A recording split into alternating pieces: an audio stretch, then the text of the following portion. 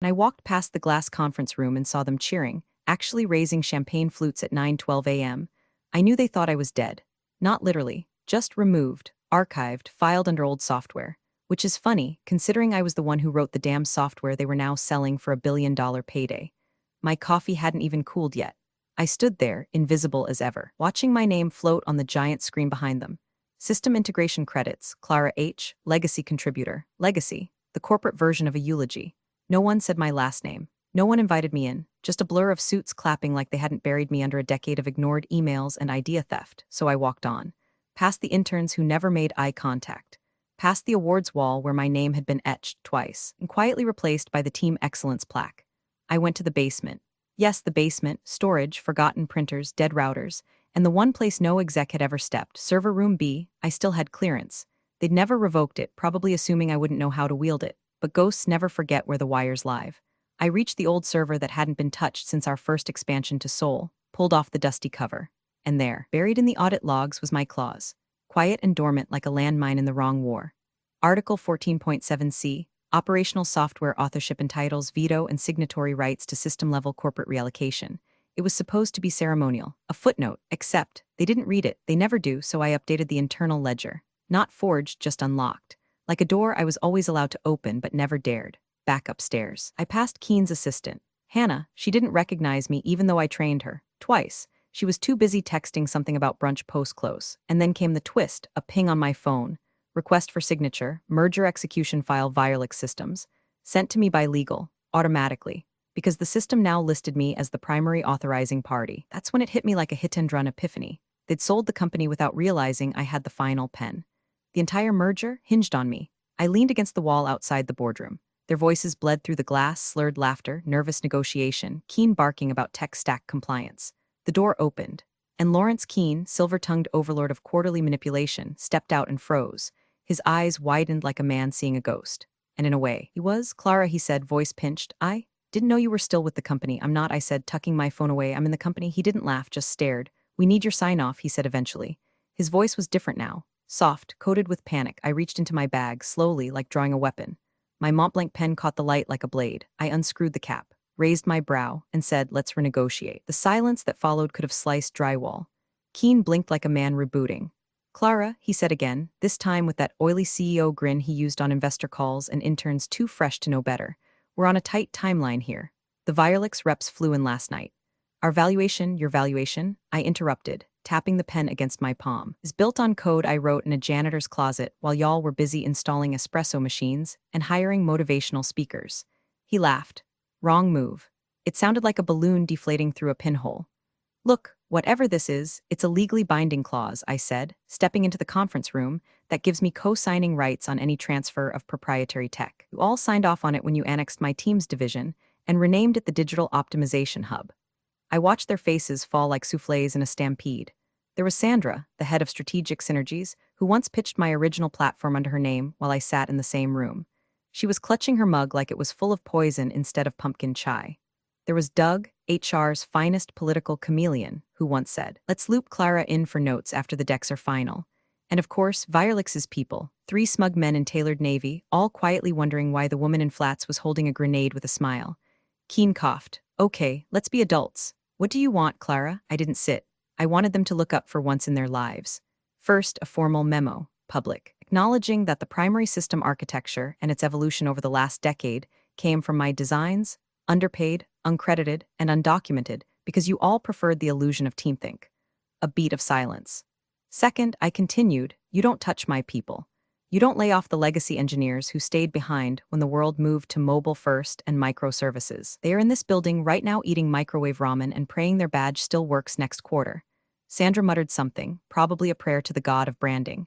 And third, I said, now fully enjoying the way Keen's lips curled, I get a seat at the post-merger board. Voting rights, full transparency, and I get to approve the final system reallocation roadmap, or none of this gets signed. Keen stepped closer, lowering his voice like we were lovers sharing a secret instead of 2 colleagues who hadn't spoken in years. You're hijacking this deal. I'm honoring the contract, I said, softer, the one you were too arrogant to read. The room shifted. Power has a scent. Fear has a sound. It was all there now, thick and ripe. Then, right on cue, the unexpected. A knock. The door opened. And in walked a woman I hadn't seen in 6 years, Lena NG, my old co-lead, one who disappeared after a very public personal leave following her whistleblower report mysteriously vanishing from the compliance server. She looked straight at me, then held up her phone. "You're not the only one who kept receipts," she said. And just like that, the room cracked. I didn't move, just stared at Lena like I was looking at a ghost I never buried right. She looked the same, clean-cut, calm, crisp gray suit with boots that meant business. Her hair was shorter, sharper, her jaw tighter, but her eyes, still volcanic, still full of fire they'd tried to drain dry. Keen's mouth opened, then did something strange. It twivered, not quite a twitch, not quite a shiver, just the subtle death rattle of a man watching his kingdom sprout termites. "Lena," he croaked, "you were on leave. Indefinite leave."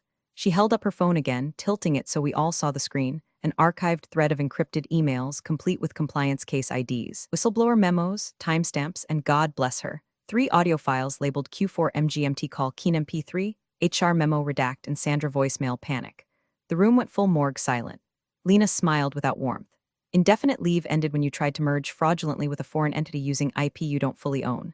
One of the Virelix men, tie too tight, face too smooth, cleared his throat and leaned forward. "I'm sorry," he said, tone suddenly clipped and cold. "Is what she's saying true?" Keen did what he always did under pressure. He lied. "This is a misinterpretation of outdated policy. We've cleared all proprietary questions with legal." Clara's position here is symbolic, wrong word. Symbolic, I echoed, each syllable dipped in arsenic. Like my unpaid overtime, my name on the architecture files they removed from the version control logs. Like Lena's internal report you marked non-actionable before HR deep-sixed her access? Doug, the HR lizard, swallowed so hard I heard it. Keen's face flushed, red, then pale, then that weird corporate beige that only appears when someone's job is clinging to life support. "What do you want, Lena?" Lena pulled out a chair, finally. Sat next to me like no time had passed. "I want reinstatement. Full title, back pay with interest. And I want your little NDA about the South Korea licensing shell invalidated, because guess what? I already sent it to the DOJ. Sandra dropped her mug. It didn't even shatter. Just thunked on the carpet, sad and anticlimactic. Keen turned to me. "You planned this." "No," I said, crossing my arms. "You did. When you made sure the only women in this company with teeth had to grow fangs just to survive. That hit something primal." Keen's face folded. The first time in a decade, he looked scared. The Virelix reps whispered among themselves now, exchanging glances like people watching a train that might derail right into their bonus packages. Then, because fate has a taste for drama, my phone buzzed again. "Incoming call, Mason Riley, board chair." I held it up for them all to see. "Looks like your babysitter's calling." Keen stepped toward me, desperate now. "Clara, listen, let's talk privately." "No," I said. "Let's finish this publicly." And I answered, "Hi, Mason. Yes, we've hit a complication." Mason's voice came through like gravel in a blender, too polished to be real, too calm to be clean. "Clara, I'm hearing chatter. Tell me this isn't what it looks like." "What does it look like, Mason?" I asked, still staring directly at Keen, who was now sweating through a $5,000 shirt like he'd been dropped in a sauna full of auditors. He hesitated. "Looks like someone just hijacked a merger the board has spent 6 quarters negotiating." "No hijack," I replied coolly. "Just a compliance delay. Turns out your little golden goose forgot who laid the damn egg." The room stirred the way a poker table does when someone throws in a chip that shouldn't exist. Lena leaned toward the phone, calm as ever. "Hi, Mason. Lena NG here, back from the dead. Would love to chat sometime about the offshore restructuring you greenlit after my report disappeared." Mason didn't reply, but the silence, that silence was screaming. Then he said, "Put me on speaker." I did. "Lawrence," Mason said, voice tighter now. "Why wasn't Clara listed as an approver on the merger flowchart?" Keen tried to summon his CEO voice, but it came out strained like someone yanking a wet rope. "It was a clerical error. You assumed the legacy systems weren't. You assumed." Mason cut in, "and now we're all looking down the barrel of a contract breach." That landed hard. One of the Virelix men muttered something into his phone. The tallest one, beard guy, stood and stepped out, probably calling corporate counsel. Doug looked ready to throw up into his lap. Mason exhaled. "Clara, you now have full negotiating power." I smiled. "Oh, I know." Keen looked like he might faint or swing. I wouldn't have minded either, honestly.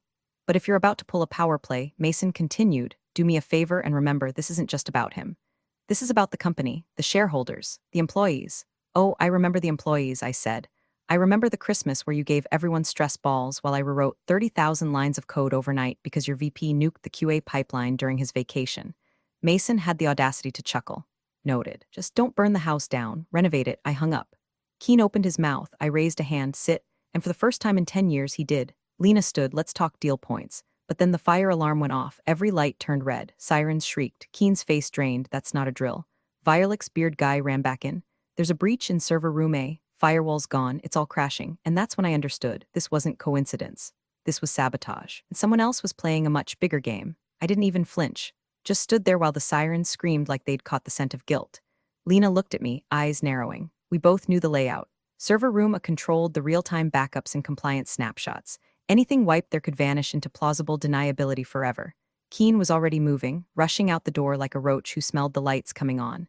Call IT. He barked at no one in particular. Secure the vault, lock down the tunnels. Tunnels? Lena caught that too. She shot me a look. You heard that? I nodded. Then calmly followed Keen down the hallway, Montblanc pen still in my hand like a weapon I hadn't used yet. He was fast for a man in fear, but fear always makes mistakes. He swiped his badge at the sub-level access, but fumbled the second door. Lena slid her own long-dead ID beside his, overriding the lockout. You never revoked my clearance, she said. Rookie mistake. The elevator opened to the sub-basement with a groan that sounded like a warning. The lights flickered. Someone had killed redundancy power. Below us, a hallway that didn't exist on the blueprints anymore. This was the part of the building they swore got repurposed. Renovated, where they used to say old servers went to die. But I remembered the original schematics. I remembered everything they tried to erase. Lena whispered, this place was scrubbed 5 years ago. No, I said, it was hidden. The hallway reeked of ozone and burning plastic. Somewhere nearby, a cooling fan was failing in rhythmic death rattles. We walked until the red glow of the alarm lights gave way to a single flickering overhead bulb. And there, in the middle of the room, standing like a man caught red-handed by his own ghost, was Malik, my former protege, the one I trained, the one who left 3 years ago for better offers, the one who'd always asked the right questions and watched too closely when the wrong people answered. He didn't look surprised to see us, just disappointed. Clara, he said, his voice smooth, like he'd been practicing this moment. I warned you once, if you don't sell your legacy, someone will bury it. Lena stepped in front of me. You disabled our firewall? I repurposed it, Malik said, gesturing to a jerry-rigged laptop wired directly into the cooling node. I'm not the villain, I'm just adapting. Virelix was never buying the company. They were buying the data, behavioral modeling, user telemetry. The rest is window dressing. And the breach, I asked, cold as steel. The outage, cover story, plausible deniability. Once the merger signs, it's gone. The logs, the rights, the system trail, scrubbed. And the company, gutted for its parts. You're not a partner in this story, Clara. You're an antique. I stepped closer, breathing slow, then I smiled. You think I came down here to stop you? Malik blinked. I pulled out a small drive from my pocket. I came down here to watch you confess. The blinking red light on my pen lit up. It was recording the whole time. Malik froze, just for a second. But it was the kind of freeze that happens when a man realizes the chessboard he built is upside down. He's already in check. His lips parted, but Lena was faster. Smile for the camera, she said, tapping her phone. We're live streaming to a legal node in Zurich. Encrypted, time-stamped, jurisdiction-proof. You think that'll hold up? Malik snapped, voice slipping. You think a board built on insider trading and shell deals is going to let you two righteous dinosaurs tank $1 billion play? Lena didn't blink. They don't have to let us. You already did it yourself. Behind him, the screen showed cascading file names, data being siphoned, redirected. Malik's last act of defiance still chewing through the backbone of a company he claimed to outgrow. I turned my pen off. One beep. One click. You were brilliant, I said. You could have rewritten the rules with us. Instead, you tried to erase the map. Like every man who thinks the system owes him a crown. Malik's eyes flared. They do owe me. I built the behavioral engine that predicted user retention to a 94% accuracy rate. I streamlined a model so profitable, it could replace every one of your damn departments. You did, I said softly. But you also left a backdoor in the payment system that rerouted $2.3 million to a Cayman shell you thought was untraceable. His face collapsed. I know, I said, because I helped design that payment system. You copied the structure. You didn't know I embedded ghost pings. Ghost pings, Lena said, catching on. Heartbeat packets disguised as invoice validations. Not visible unless you know where to look. Malik lunged for the laptop. Lena moved faster, slamming her heel into the side panel. Sparks flew, the screen cracked, the laptop died. I stepped back. Then the overhead lights flickered again and everything went black, total silence. A darkness so deep it erased outlines. Then a voice, raspy, mechanical, cut through the black, intrusion flagged. Emergency shutdown sequence initiated. Malik screamed, actual fear. The kind that comes from knowing you're not in control anymore. A dull hum began to build like servers winding up to scream. And then the failsafe kicked in. Old school, analog. A lock clicked shut behind us. System override authorized by Clara H, the voice said. Redundancy vault engaged. We were sealed in. Lena looked at me. What did you just do? I rerouted the last firewall, I whispered. We're inside the proof vault now. Only I can open it. Malik stumbled against the door. You'll destroy everything? No, I said, turning toward the vault terminal. I'm going to decide what survives. And behind us, a single backup server buzzed to life. The only untouched node in the entire system. My system, my story. They were all about to learn what happens when the ghost in the hallway takes off her sheet and shows her fangs. The server purred like a sleeping dragon, ancient, alive, and pissed. Its green light blinked in sync with my heartbeat as I typed in the override sequence. Not fast, not showy, just precise, like a surgeon carving through rot. Behind me, Malik was panting in panic, pacing like a man in a box filling with water. You can't do this. You don't get to play God. Clara, I didn't even look at him. Funny. You were happy to play devil until someone flipped the script. Lena moved to the vault door, inspecting the lock. We have maybe 15 minutes before someone upstairs realizes the override was manual and not a malfunction. Maybe 10 before they try to override your override. They won't get through, I said. I buried the master access behind a dead employee ID, Debbie from IT. Rest her soul. Lena smirked. Always liked Debbie. Malik slammed a hand against the metal. You're not thinking? If this gets out, if Zurich goes public, if DOJ connects me to the Wirelix tunnels, it won't just sink me. It'll crater the merger. The board will liquidate. Hundreds of jobs were already on the chopping block, I snapped. Don't pretend you suddenly grew a conscience. You wanted this scorched. You just didn't expect the match to be in my hand. He looked at me now, for real, like he was seeing the version of me I'd locked in a drawer 10 years ago. The one who stopped raising her hand because the room never listened. Why now, he asked. Why not let it die like everything else they stole from you? I turned slowly, the fluorescent light humming above us like a judgment. Because I remembered something this morning, I said, when I saw my name listed as legacy contributor. I remembered that I never stopped building, even when they stopped noticing. Lena raised her phone, live feed still rolling, and because now the world's watching. I moved to the data fork terminal, the one Malik had tried to infect with his sabotage code. I scanned his module, layered, elegant, devastating. He'd rigged it to erase all contract trails, IP authorship, source commits, like none of us had ever existed. I pulled up the kill switch prompt. Wait, Clara, don't stop, I said, not unkind. Just done. Then I pressed execute. Server coughed, buzzed, spat sparks. Then it began restoring. Line by line, version by version, every hidden commit, every internal memo, every call log scrubbed by Keen's team rebuilt. On screen, the architecture tree bloomed like a resurrection. My name, Lena's name, the buried engineers who died anonymous in footnotes. Every single thread of the company's true legacy lit up like a constellation. This, I whispered, is what survives. Behind me, Malik sank to the floor. Cry, he just deflated, like a balloon finally giving up on being full of hot air. Then another ping from Lena's phone. She glanced at it, then her jaw dropped. They're arresting Keen, she said. DOJ picked him up outside the Wirelix suite. Live cuffed, I smiled, not because it felt good, but because it felt finished. Malik's voice broke. So what now? You run the company? No, I said, I rewrite it. And the vault doors hissed open. Light flooded in. Above us, the building was burning. But down here, history was rebooting. We stepped into the light like survivors crawling out of a bunker, except this time we were the warheads. The moment the elevator opened onto the executive floor, the silence was surgical. Not the awkward kind, but the silence that says, something nuclear just went off and no one's sure if they're still employed. Phones buzzed. Security whispered. Sandra from Strategic Synergies was openly weeping into a Starbucks sleeve, while Beard Guy from Wirelix stared at his iPad like it had betrayed him. The boardroom was empty. Keen's chair still spun gently, like it hadn't accepted the arrest yet. On the wall, the merger presentation had frozen mid-slide. Seamless future through consolidation. I stepped inside, Lena at my side, and the room turned like we'd walked in holding a guillotine. Mason appeared on the wall screen from New York. His tie was gone. His hairline had receded another inch in the last hour. Clara, he said, the world's on fire. I know, I said. I lit the match. He sighed, pinching the bridge of his nose. The DOJ has Keen. Wirelix is walking. Their legal team's already issuing clawback threats. And you've made yourself the face of the company overnight. I nodded. Good. People should know who actually built it. Mason squinted. Realize you just vaporized every legacy clause, every artificial valuation, every inch of that inflated merger? Yes, I said. And you've got a plan? I handed him a digital folder through the secure feed. Revised structure. New IP protection stack, whistleblower protections, back pay distributions, and a public-facing platform to credit every unacknowledged contributor from the last 15 years. No more ghosts. He opened it. Read silently. His brows climbed halfway up his forehead. This is radical, he muttered, but it might actually work. Lena stepped forward. We'll make it work. Because this time, the people who built the damn machine get to decide what it runs for.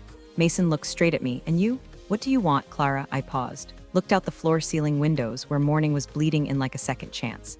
I want a board seat, I said, with full veto power over future acquisitions. I want Lena reinstated as Chief Integrity Officer, with a direct line to the board and press. And I want a burn clause added to all executive contracts. If they try to bury another employee like me, they get buried instead, publicly. He was quiet for a moment. Then, you're terrifying, he said. I smiled. I was always terrifying. You just never looked down the hallway long enough to see it. A slow grin crept across Mason's face. Go build your new ghost story. You've got the keys now. The call ended. I turned back toward the boardroom, toward the faces that used to forget mine. Some wouldn't survive the week. Some were already ghosting their LinkedIns. But a few looked at me like they just realized the floor beneath them had always been held up by women they never bothered to name. And now we were the architects. Lena nudged me, so, history rewritten? No, I said, walking to Keen's old chair and sitting down. History just started telling the truth. Thanks for watching, you cubicle warriors. Hit that subscribe button. Unless you're my old boss, then you're on your own. Revenge of the coffee pot strikes again. They seem to get it. I wish that I could be like